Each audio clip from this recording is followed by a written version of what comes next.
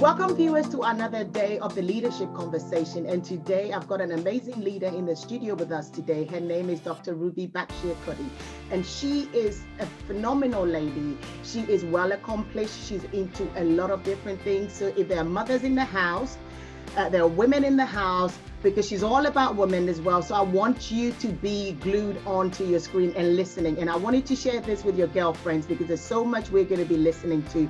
There's so much that she's got to upload, and there's so much for us to unpick in this conversation.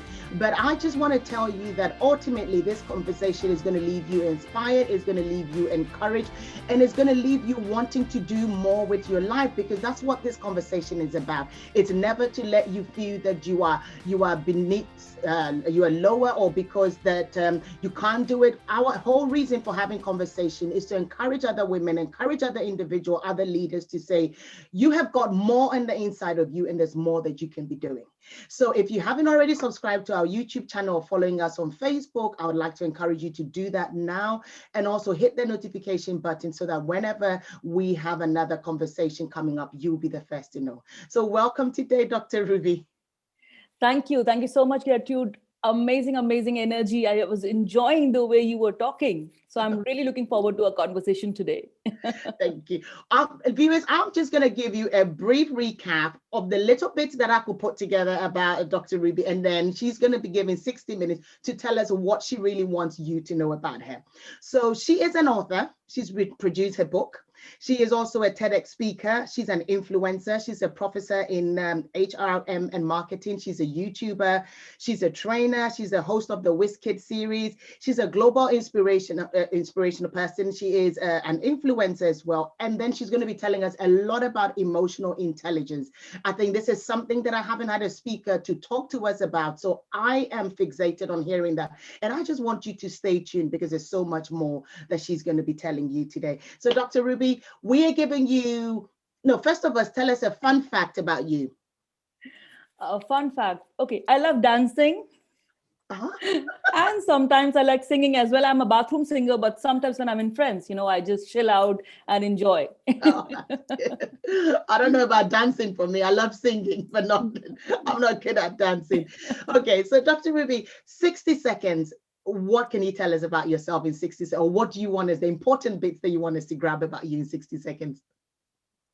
I'm a very passionate person, and my mission in life is to educate people, educate in social living, in holistic living, and understanding the true essence of life. Only when we know ourselves better, we can engage others and influence others and be a good person in the holistic society. Wow, that's amazing. Just a question though. So at what point in time in your life did you kind of discover your passion? Teaching has been in my genes, I would say. Like I wanted to be a teacher the day I was born. But as I was growing, I was doing this as a pastime activity with my friends, with my grandparents, with the people around. And I think by the time I was out of college, I decided that I have to teach. There's no corporate career for me, even though I have an MBA. But I thought, no, I have to teach, and I have to educate in the holistic understanding of what to do, when to do, and where to do. Timing plays a very important role. So that's how it all got, I would say, came as a package deal for me in my life. Okay. I know that you are an influencer. Who exactly are you looking to influence? Some people just want to keep it to women, some want to keep it to children. I mean, I had a guest who was telling me that she just wants to keep it to the next generation. So she is looking after young people, and those are the ones that she's interested in influencing, because she kind of felt that you cannot teach an old dog new tricks. So I'm going to focus on it. So who do you really want to influence, and why have you chosen that group, if you don't mind me asking? Well, I never chose to be an influencer. It was never in my to-do list that I am an influencer. It was something which people gave to me, and I started getting #influencer. It was never in my mind that I would be an influencer or doing something, because I have been doing a lot of things in women empowerment. I have been doing for the kids with the kids empowerment series of WizKids. Plus, I have been doing a lot with the old people as well. I'm going to the old age homes in Switzerland, because I think they are the people who need more love, more compassion, more understanding, especially during this COVID times, right? Because everyone is scared to visit people who are a little older, because they're more prone to get the disease. Yeah. So I have been doing, I would say, a mix for everyone. But what I want is that I want to leave a legacy in the world as a educator. For Okay. me, it's very important that people should remember what I taught. It's very important to understand my way of thinking, that classroom is not just a place that you are teaching. It is much beyond the four walls of the classroom. You Yeah. know, teaching or education is much beyond, in terms of understanding the essence of living, not Yeah. just what is there in the books, but Yeah. also what is there in the heart, and how you can lead people to live a good life. Yeah. And I, like you said, you want your legacy to be that of education. And I think that's a lasting legacy that anyone can leave. I mean, because you can leave a house. It can be gone. You can leave wealth and it will be gone, but you are leaving education. And I mean, there's some books that I'm reading now because I've just started a theology qualification, and I'm reading about the 15th century. I'm reading about the 14th, the 12th century, about characters that were then. So when it comes to books, they are just everlasting legacies, or legacies that just go on. So I think you are doing a phenomenal thing, and I like the fact that you haven't kind of just restricted yourself to one sector. I mean, again, education, everyone needs education. And whilst you were talking, something else that came to me when you're talking about the older people, and I was just thinking, old people have a lot of wisdom. And I think that you've chosen to hang around with some cool people because they've got a lot more to give to us. They may not have had the level of technology that we have to be able to leave as much information, but you're hanging out with them. I'm sure when you're interacting with them, they've got lots more to say to you that just equips you better. So I think hanging out with old people as well will be another good way to go. Okay, so you mentioned about I know that you were the host to the WizKid. I know that you talked about wanting to educate. What is the WizKid program about? Well, 2020 has been a very, I would say, challenging time for all of us, with the COVID impact. Yeah, And most of the children, they were at home because the schools had to be closed down, with the major impact everywhere, all over the world. yeah. So I thought, why not document what our children are feeling? Because normally they are always left to playing, okay, watch a cartoon, watch a movie, or play Go on your with tablets. Legos. Exactly. Or especially these days with the Mhm, tablets. So I mhm. thought, let me try to voice out the opinion of our children, what they are feeling. So that's how the WizKid was born. It was a platform for kids from 5 years to 17 years, that they could express and tell what they are going through, what they are feeling, what do they do during that time. And I did it on a global level. It was not restricted to just a specific country or specific ethnicity. I made it open to anyone and everyone who wanted to come and join on that platform. Yeah. And we got an amazing response because I had to do WizKid series season 1 and season 2. Gosh. Because there were so many parents who had shown interest, and children were excited, to Yeah. see themselves talk on a screen with somebody they don't even know. Yeah. So it was a very like, and some of the parents, they got me by asking, how can I prepare my kid? What does he need to do? What does she need to do? I said, nothing. Yeah. Just let them be themselves. I'm just And going to have listen a to them, candid. and listen Exactly. to the children. Exactly. I want to have a candid conversation with them. I don't want any prep here happening by the parents. Yeah. I just want to know what exactly they feel and what exactly they are thinking the world is going through. And that's how it was born, and it's an amazing experience. And I mean, I always talk about leaders stepping up in times of obscurity. And so this was not on your radar. This was nothing you were thinking about. You saw an opportunity. I wouldn't even call it an opportunity. You saw a crisis and you Mhm. began to ask yourself, what can I do to help in this season? And you just created this. But that's the problem. A lot of people are sat there, they call themselves leaders, or I want to be a leader, but they're waiting for a platform. They're looking for someone to create something and Mhm. then invite them or hand over that something to them. But you didn't. You just looked at the world is in a crisis. Okay, now I'm not really children specialist or doing anything around children really, but let me see what can I do. And then it just kind of took off from there. And I just think that this is worth noting to someone, this is worth saying to someone, that leadership emerges out of crisis. Leadership emerges out of obscurity. Leadership can emerge out of difficult situation. And we all should open our window. You look outside, you see things that are going on, and you can just help. It's not because you're going to get paid for it. It's not because you're going to get acknowledged for it. It's not because you are going to be put on a global platform and going to get the praise for it. It's because you've identified a need. And as a leader, you think, I'm going to rise up and I'm going to help. So I just want to say a big thank you to you for this particular role that you got engaged in. Now I want to talk about your leadership journey. I know leadership is full of ups and downs, isn't it? Sometimes you're high up there, sometimes you go low there, sometimes it can be an internal struggle for you yourself. Sometimes there are things that you want to do and you are struggling with it, or people want to have a perception of you, people want to fit you in a particular box, and you don't want to fit in that box, and your mind is telling you, but then you live in a society where you want to fit. Can you tell us some of the highs and lows of your personal leadership journey, just to encourage somebody else? Well, I believe very rightly said that leadership is not just about being up there. Leadership is going together with the crowd, that I'm there for you, with that feeling. And when you show the people around you that you are ready to plunge in whatever comes your way with them, you are one of them, it becomes meaningful and it becomes beautiful, because everyone connects instantly. You're not showing up that you are up in the pedestal, that you're not reachable. And that's what I have always been. I've always been very approachable. I've never thought about myself up there or low there. Like, I've never thought about under or over. I've been like a normal person leading my life. And with passage of time, a lot of people started getting connected with me, because they saw the passion, the mission, what I had was something which was somehow resonating with them.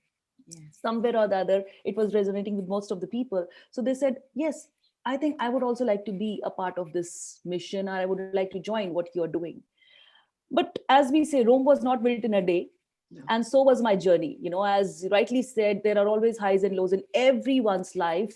And we choose what we want to live with, what we want people to remember us with, and what we just want to erase from the memory, because it's not having any impact. It's not giving any positivity to anybody. And I think we have to show both sides of the coin, I would say. It's not just what a person is going through, but we always want to share the good things, because if you're sharing the bad things, the negativity, people feel more depressed. And that's what my way of thinking and learning is all the time, that I try to carve a niche for the people who are struggling, who are trying to find their identity, who are kind of struggling, they don't know what to do and how to do.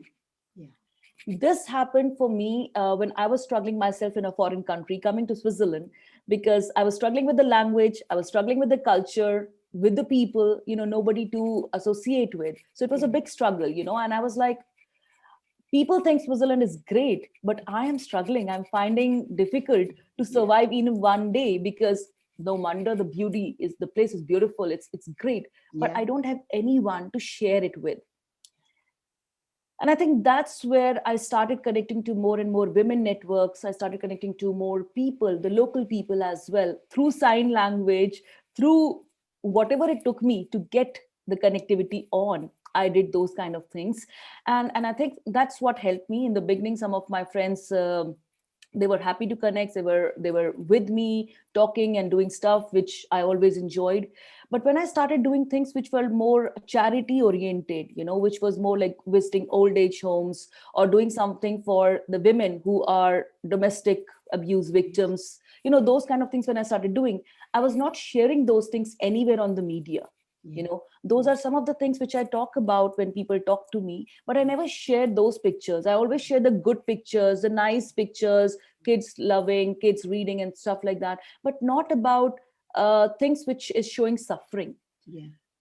And during that time, I discovered some of my so-called friends, they backed out. They were like not with me. And when I was organizing those like Bollywood parties or singing and dancing things, or having a cultural meetup, people were coming because that's what I was sharing on different social media platforms. So I thought, hang on, there seems to be some kind of not a good connection. Because when I'm trying to help people where I need them, I'm not finding my tribe. They're not coming because it's not being depicted anywhere. And that was one thing which I discovered. I was left alone with my own so-called friends. Some of the people, they took my name, but they ditched me. They just took my friends, they took my network, and they started their own things. So it was a setback, even for a person like me who was very popular, going Yeah. with good networks. But I had these few people who started backstabbing and Yeah. doing things which were not me, which was not defining Ruby. But that was a learning lesson. I had to keep my eyes and ears open, that like you can't trust anybody and everybody. Yeah. Emotions are good, you have a good intention, you have a good, I would say, initiative that you want to carry forward. But we meet the both kinds of people who are positive and negative. Yes. So I would tell everyone who is watching us that your intention should be good, you should have a authenticity in your approach, but don't get mixed up, because sometimes such people also come forward because they just want to take the limelight, they just want to take the goody stuff, but Yeah. not share the Yeah. stuff which needs attention. Yeah.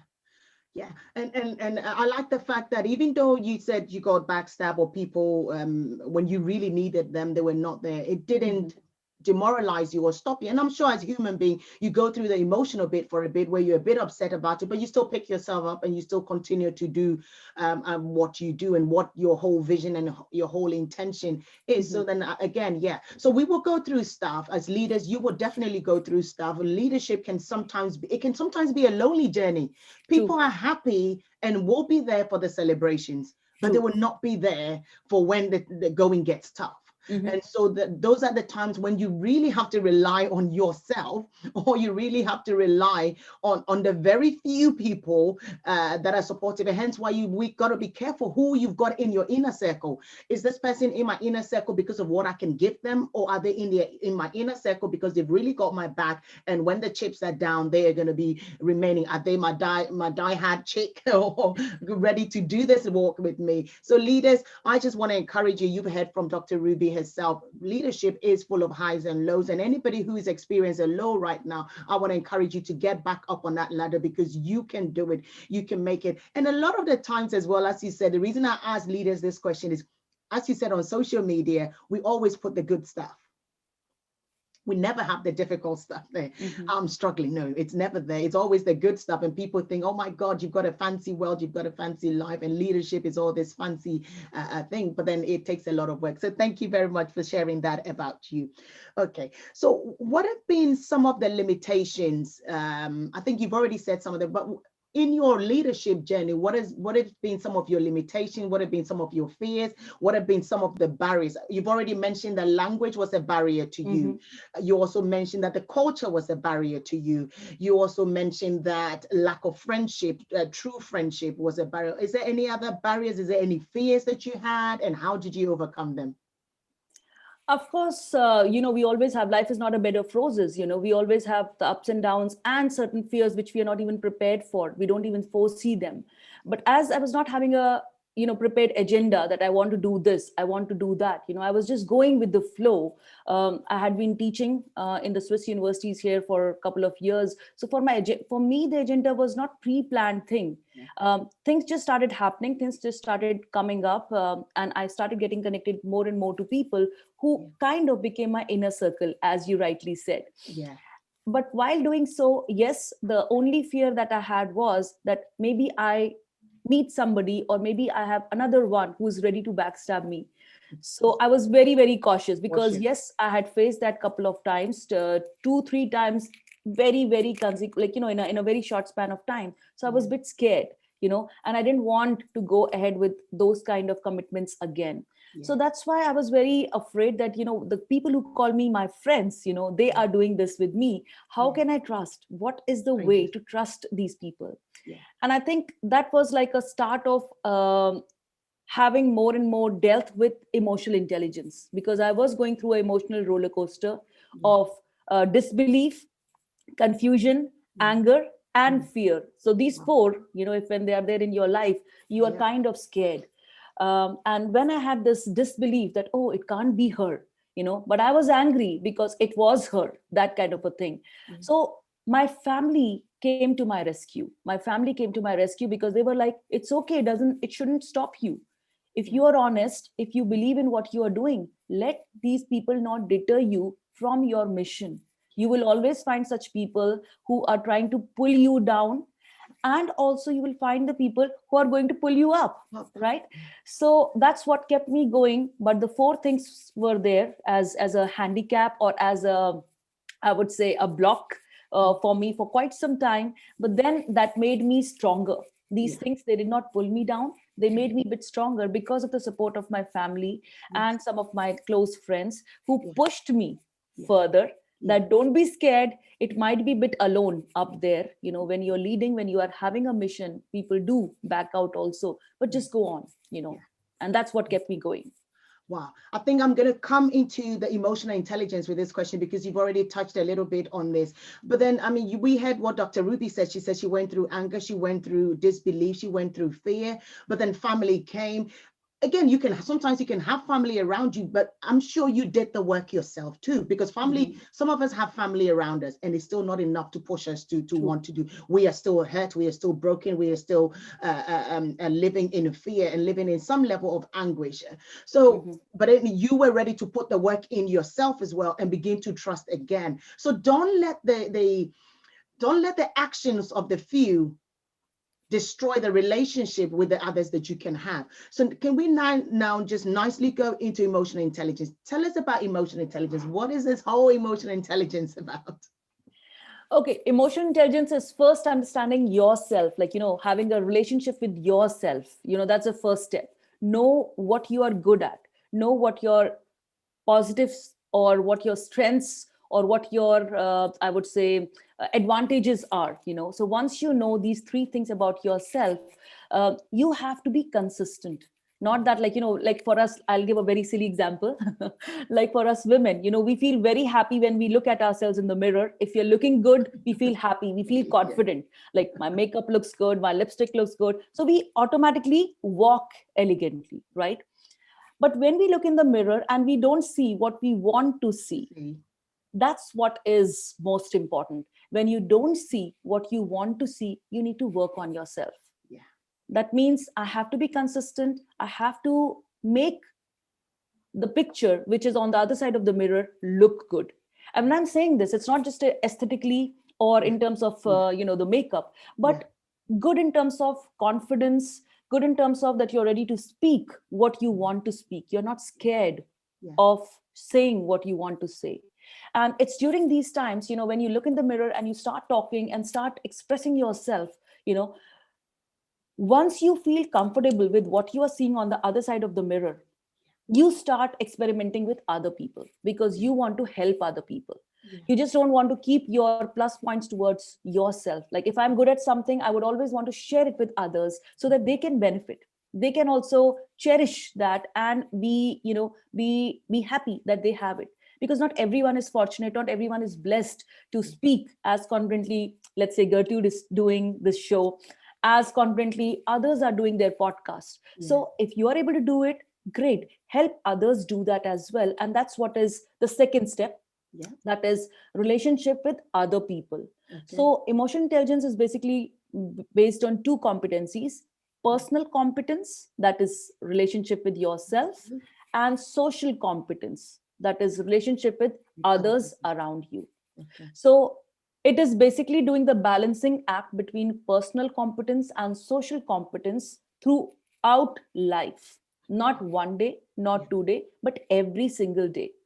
So Okay. if you're able to have the right balance between the two things, like, constantly working on yourself and then trying to help others, or then trying to see how I can be of help, whatever help, little help, big help, whatever kind of help that you could be useful to others, is basically building on social and as well as personal competence. Wow. Did you guys hear that? I mean, I think I love the bit. And usually that is what's the problem is. A lot of us are showing up in places and yet we don't have a relationship. You don't love the person that you were seeing in front of the mirror. Because if you love that person enough, when you show up in a social setting, True. you look after that person and you don't allow people to trump over that person. You don't allow people to say anything negative, or when people even say that, you don't take it on board. I love who I am. I don't have an identity crisis. I like the person that I see in the mirror. I've got a great friendship with me. But the problem is some of us don't even like ourselves. Some of True. us don't even have a relationship with ourselves. Some of us pity ourselves. And so some of us have a poor self-image about ourselves. It is not what people say about you that matters. It is what you say about yourself that matters. So before I show up in the world, I have got to have a great relationship with myself. I have got to love me with my flaws and everything. I remember when I was young, I was like, oh my God, my nose is too flat and this, but I love it. I've got to love it. This is what I was giving. This is what I had. So I've got to go with it and I've got to love it. And so by the time anyone wants to take the make out of you, you've already done the work on yourself. You've already accepted yourself. You already love yourself. And then you said you go on also about the social competence. It's about how I can help other people to also find this level of confidence. And women on the line, I think the reason I'm mentioning women, because sometimes we are the ones that struggle with this the most. True. It looks like men are just born a bit more confident. They are treated, if you're not careful, some of our upbringing and some of the society treats men very different from women. Men are given a lot of confidence from the beginning. A man is this, he's strong, he's that. But when it comes to a woman, we are not given that. So the reason we're talking a lot about women is we need to be doing this a lot more for ourselves. So women, try and get self-help books, try and get self-help. I mean, I was talking to a lady the other day and I said, look, you've got to literally speak over yourself.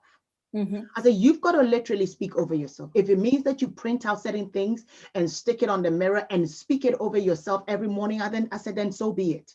I said, but you cannot allow yourself to live the way you are living for the rest of your life. You've got to show up, and you've got to show up in a big way, because everything that you need for this life, it's already buried on the inside of you, and it is just waiting for you to discover you. But then if you allow people to continue to dump on you, you will never live that life. But continue to talk over yourself. Sometimes people think that it just takes one day. No, it doesn't. It's a constant work in action, isn't it, Dr. Ruby? Would you say that you were constantly working on yourself? Absolutely, absolutely. It's not one day's work. You have to be working constantly, as well as reinvent yourself. It's not one day thing. Maybe today you are looking great in white. Tomorrow it's dull. You want to wear something colorful. You'll go for a colorful dress, right? Yeah. You're not going to wear the pink lipstick all the time. Maybe someday you wear red, someday you wear brown. So just as we change our moods, just as we change our dresses, so we need to change our hats also. The hats that we are wearing of our roles, the hats that we are wearing of our, I would say, relationship with other people, because you can't have the same thing with all kinds of people, because then it's not going to be having same relation or same impact. When I speak to children, I'm using more like, hey guys, how are you? Like, my body language changes, the words that I use changes. When I'm with older people, like, people like who are much, much older, like 60 plus, I'm more reserved. I listen to them. I behave myself, I would say. And when I'm with people like you, I'm myself, because then we find the connection, like she is like me. So we resonate more under those things. Yeah. And life comes in seasons. I tell people that we are in different seasons, and sometimes people want to show up in a new season with an old season strategy or its old season self. But this season requires a different version of you. But you haven't left the old version, but you've entered into a new season with an old you. And that is why sometimes we're struggling in that season. So thank you very much for breaking that down for us. I know you're an author as well. You've written a book. Can you tell us a bit about your book? I know the title is How to Engage Learners in Virtual Learning Environment. Yeah. True. Tell us a bit about that and what inspired you to write it as well. So it's, again, as you already mentioned, it was an opportunity that I saw during crisis. People were struggling because all the schools were closed. So it was changed from face-to-face learning to virtual learning. Most of us were having classes on Zoom, on Teams, on, the Google Classrooms. So I thought, why not share something so that, people are more comfortable, because we were all struggling. Yeah. And based on my own experience, based on my own things that I was doing in my class, how to make it interesting, how to make it engaging, I thought about writing a book, which was, again, not in my to-do list. Yeah. So I thought I have to write it, I have to document it, so that others who are there, who are struggling, they will be able to use the things which I mentioned in my book and make the best of it. And I'm very proudly presenting my book to all of you right here. Yes. Wow. If you see, it was shift in paradigm due to COVID-19, because of the change of how we can have more, I would say, successful learning in virtual learning environment. And I proudly show myself on the back cover.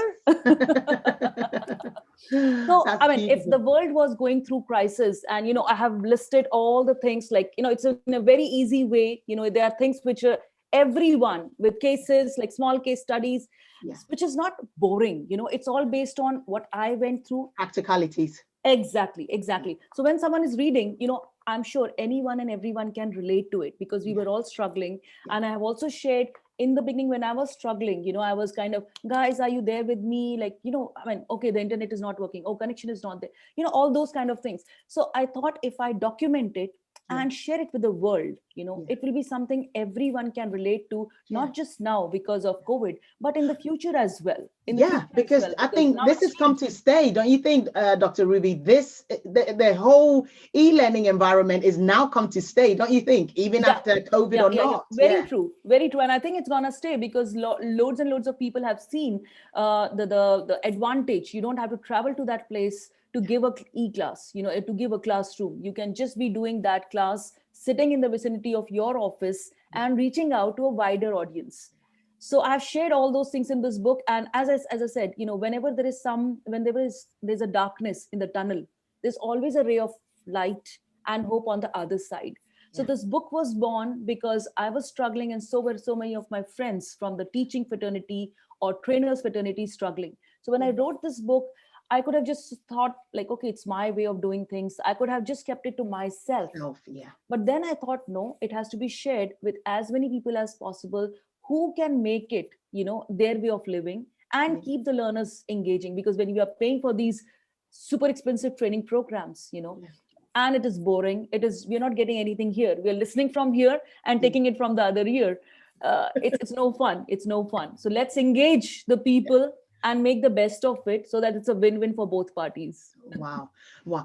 Where can we find these books, or where can some people find the books? Is it on Amazon? Yes, the book is available on Amazon. Anyone and everyone can order the books. There's an e-version as well as whether people want to buy, because some people, they want to have the copy. They want I to keep love it. my books. I've got to hold it, and then I've got to put my marker. I've got to underline it. That's how I learn. So see, I'm also the same person. I also have my markers. I have my, all these kind of things which make it more interesting. Yeah. So that's the way, each person's learning style is different. So all of you who are watching, if you feel free, if you want to have a peekaboo, you can grab a copy on Amazon. If you just write my name, or you write the name Engaging Virtual Learning, it will pop up. It will easily. I mean, I would add this. I would add it to the video, so that people can see the book and see the full title, and then we'll put some links also in there. Thank you. Is there any? Okay, actually, it's for anyone that is engaging in the e-learning. And is it for the students just as well as the one that's teaching it? It's for anyone and everyone who's using virtual learning environment. Anyone and everyone who will It looks be like using. everyone is. So it is for everyone. Everyone. It is catering everyone. Yeah, everyone is. Oh God. Okay. So your shout out is really going to work wonders for me once the book is shared on your network. Yes, I will share it. Okay. So I know that you are kind of having to wear so many hats. And sometimes some of the questions that I get coming in, how do I juggle it all? And that is one. So how do I juggle all the many hats that I'm wearing? So that's one question. Also, I want you to speak up, especially to people that are saying, oh, but I'm a mother, oh, but I'm doing this, so I can't do the next thing. And being a mother never ends. Being a mother is a lifelong commitment. I remember when I was pregnant with my kids, my manager said to me, she goes, sleep all the sleep you ever want to sleep in the world. She goes, because the minute the children come, you will never sleep a full night for the rest of your life. I said, yeah, but then they're going to grow up and I'll become a grandmother. She goes, even grandmothers don't sleep, because now you've got to worry about the kids and you're worrying about the grandkids. So how can I'm a wife, I'm a mother, or I've got this one job or something, or I'm doing this one thing. How can I still wear multiple hats? What can you say? Because I know you are doing all of those things. So what advice have you got for somebody who is saying that? I think all you women who are wearing different hats, you just need to manage in terms of what is more, I would say, important at that point of time. So if right now I'm playing the role of a mom, I'll be playing that role of a mom with my children. But if I have an appointment at 6 with somebody, whether it's my entrepreneurial appointment or it's for about my author thingy, so whichever appointment it is, I need to switch. And that is only possible if you condition your mind accordingly. Not that when you are there, exactly, conditioning is very important, because not that when you're thinking about as a mom and you are with your author friends, it won't do justice, because you're saying still talking like a mom. So you need to change, you need to switch. One is the time thing, you have to be very careful about how you manage time. And two is switching in terms of not just physically that you are not there anymore with those people, but with someone else. You have to switch your mind in terms of focusing on what you're doing, which comes with mindfulness. Do what you are doing at that point of time 100%. Not that I'm reading a book and with that I have my phone next to me, which most of us do, we are doing like this, I'm talking to you. It won't happen. So if I'm reading a book, give 100% to the book. Read that book 100%. If I'm playing the role of a mom, just be with your children. Don't be on the phone, which most of us do. When we are with our children, we are trying to grab, okay, what is happening on this video? What is happening? We just want to go quickly. Don't do that. You have to be mindful of the activity that you're doing. Only then you can give your 100% and excel.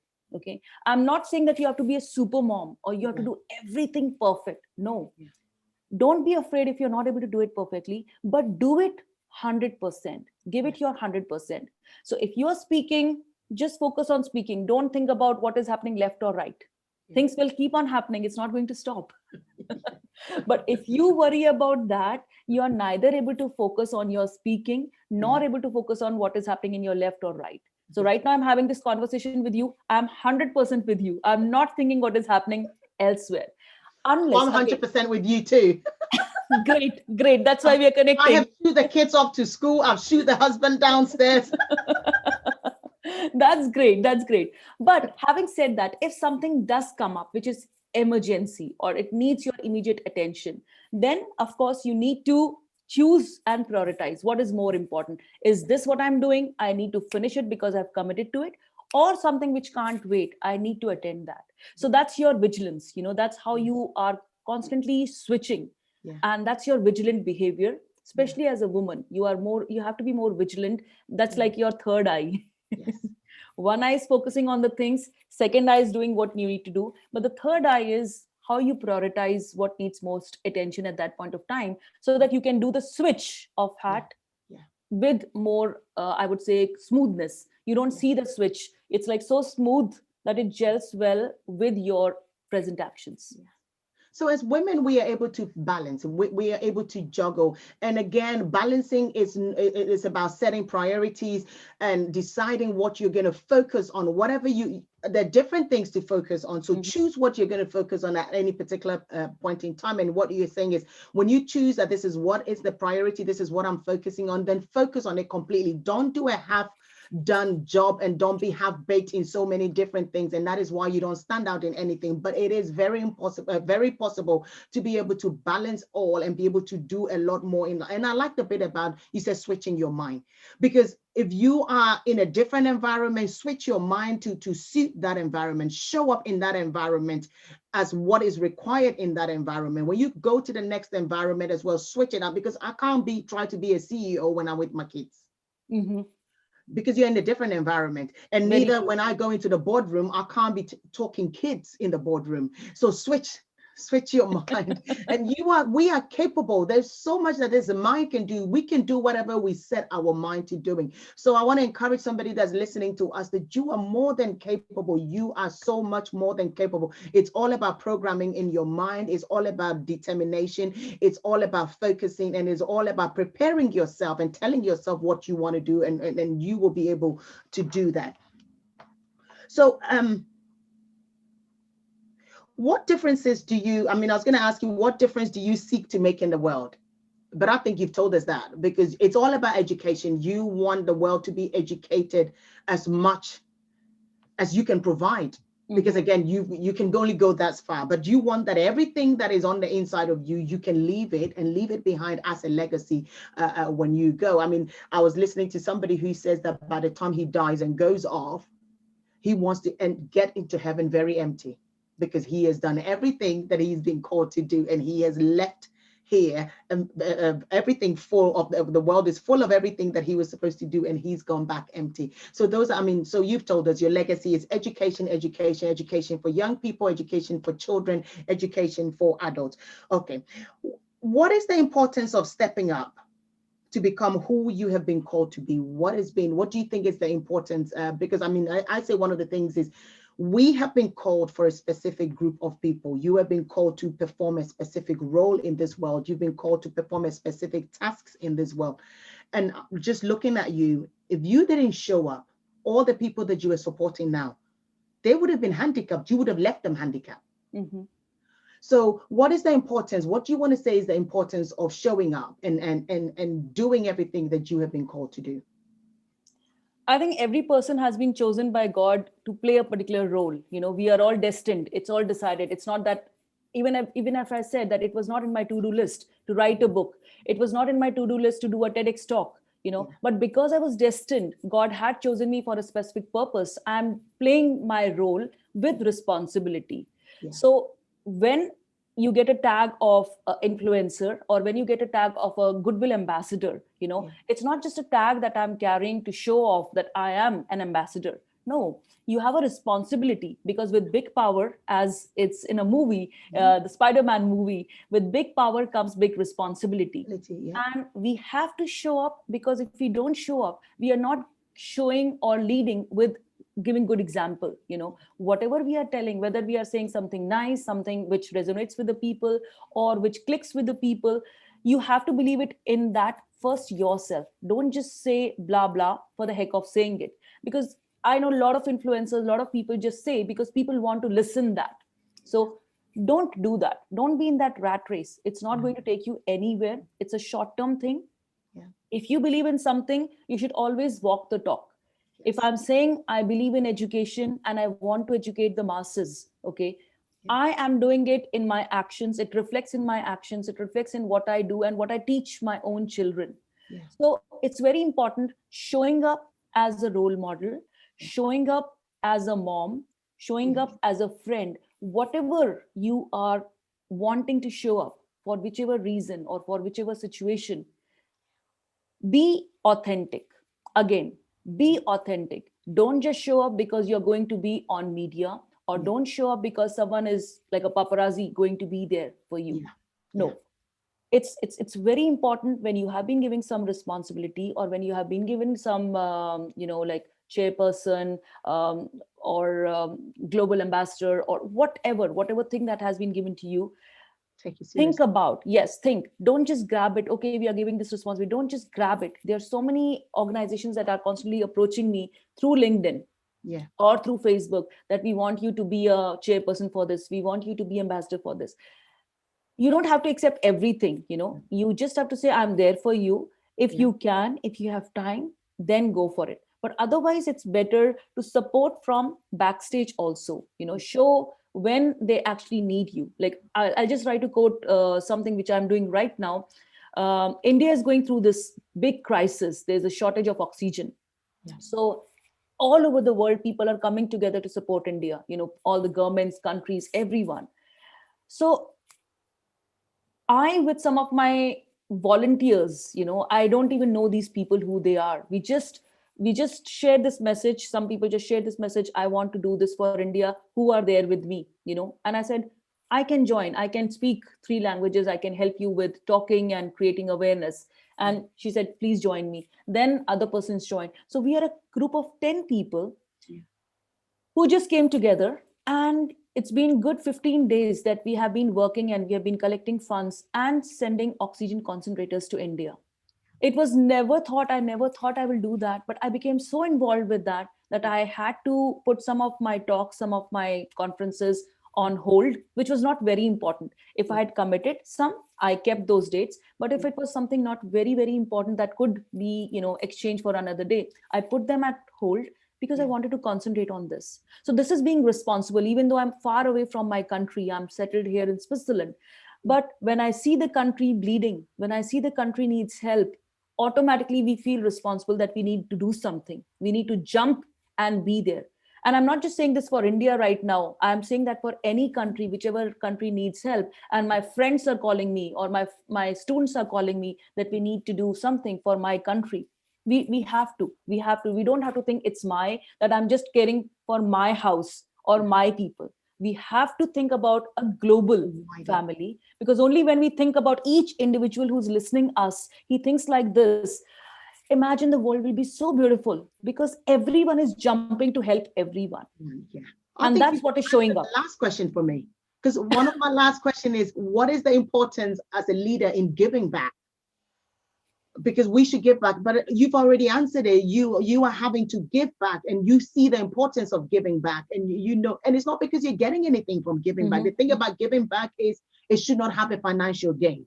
True, true. It is just saying that I've been blessed enough to be where I am, and I've got something that somebody behind needs, and so I'm gonna give it. Very And true. that's what you guys are doing. God, I mean, that's a big encouragement. So people out there, leaders out there that are listening, and sometimes people want to wait, and when I become a millionaire, then I give back. That's not the way it works. Whatever The, little you have, there's somebody that you can give back to. exactly. The beauty is when you have little, and even in that little, you're trying to help somebody. That's of more importance. Rather, you are having millions, and then you're like, okay, from this million, I can give 10,000. Come on.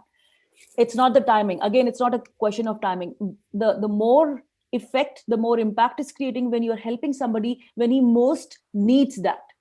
And right now, when India is fighting for oxygen, they are really, like, each concentrator that we have sent, we have so far sent 70 concentrators, though it's not a huge number, but I feel so proud. Whatever little effort the whole team is doing together as logistics, keeping track whether it has reached that village or not, keeping track whether it has reached those people or not, who are the people who need. We have not involved any government here. We have not involved any middlemen here. Individuals. We are sending to the people, to the places where actually they are needing it. And that's what is most important, because it is reaching at the right time, at the right place. And when we hit the nail, when it is hot, the impact is more. Yes. And that's what I want to appeal to everyone. Please do not wait to become a millionaire, or please do not wait to become somebody someday in life. Do it now. The time is now. Whatever you have, just share it with other people. Whatever you have, whether you are good in singing, dancing, um, Knowledge, talking, knowledge, whatever. anything and everything, share it with other people, because the more you share, the more you will feel happy, at peace. When you sleep at night, you'll feel, I helped so many people. Yeah. And it is not like I'm not giving a lecture that you have to become a humanitarian, or you have to become like, you change Philanthropist. yourself. Yeah, be human. I'm just requesting you to be human. When you see somebody suffering, give a helping hand. Don't think that you will be in trouble because you're helping somebody who's dying. Don't think that, because that's very machine, that's very mechanical. So if you see someone needs help, someone had an accident, jump to help that person, take him to the hospital. Do not wait for legal formalities to happen. I mean, do you? I think I've got to voice this concern here. I mean, you see, I see a culture now where people are more interested in filming what is going on than actually helping. I mean, when I see videos come up and there was an accident and somebody is filming and you can see the people are really hurt, or people are fighting, or something really bad is happening, nobody's in there helping. But you get so many videos coming around, and it really hurts me that we are getting into that kind of culture where we think people should be left to do with or deal with it, but yet I want to take a picture because I want to be the first to post it on social media. Because I want to get more likes on my page, or I mean, it is such a bad thing that we are doing. And sometimes people will not do any kindness because there's nothing in it for me. People wouldn't know. Or sometimes people do kindness because I want to do that kindness. I want to film it and put myself up on social media so that people will see how great I am. People that are listening, leaders, true leaders is service. To be a leader is to serve. To be a leader is to serve. A leader is not about getting the kudos or being high up there, or how many followers that you can get and how many likes that you can get and how many subscribers that you can get. It is about having a heart for service. It's about having a heart for the hurting. It's about having a heart to help people. And that is what true leadership is about. Dr. Ruby, what final words would you want to leave before we come to an end today? I would just like to say, anyone and everyone who's watching us, just be human, connect with people with an open heart and open arms. because the more you connect, the more you give, you will definitely feel happy at the end of the day that I am helping people. I'm creating a beautiful army of humanitarians. When I say that, it is not in terms of just giving charities, but helping whatever way you can help. Keep doing, giving your best without any expectations. Do not expect anything in return, because if those expectations are not met, you start feeling sad about it. So give your best, do your best, and connect without any expectations with the people. That's a legacy that you're going to leave, because people are going to remember you that you did something from heart. Do not think something like a robot or like a plastic. Think something from your heart that comes from within, and be value to the people with whom you are connecting. Leave something for them, do something for them without having any selfish interests. Wow. Thank you very much, Dr. Ruby. Thank you ever so much. Viewers, that's a word of wisdom that we have been left with. And I think that if, especially right now in this world, in this current moment in time, there is so much help that the world needs. The world is going through a healing process. The world is going through a grieving process. Parts of the world are traumatized and experiencing a lot of difficulty. People have been left without loved ones. People have been left crippled economically. And I think that this is the time, like Dr. Ruby said, this is the time. There's so much more that we can be doing. So if you're looking for something to do, just open your window and look outside. You will see a neighbor that needs some help. You see an elderly person down the road that needs something from you. And so let us step up in this season. I want to say a big thank you to Dr. Ruby for joining us today. And I want to say a big thank you to each and every one of you that joined us. If you already haven't subscribed to our channel, I'm calling for you to subscribe to the channel now and hit the notification button. Follow us on Facebook, follow us on LinkedIn, Instagram. And next week, I've got somebody in the studio for you. It's a surprise, so you've got to come to find out who it is. Thank you very much. Thank you. Bye-bye.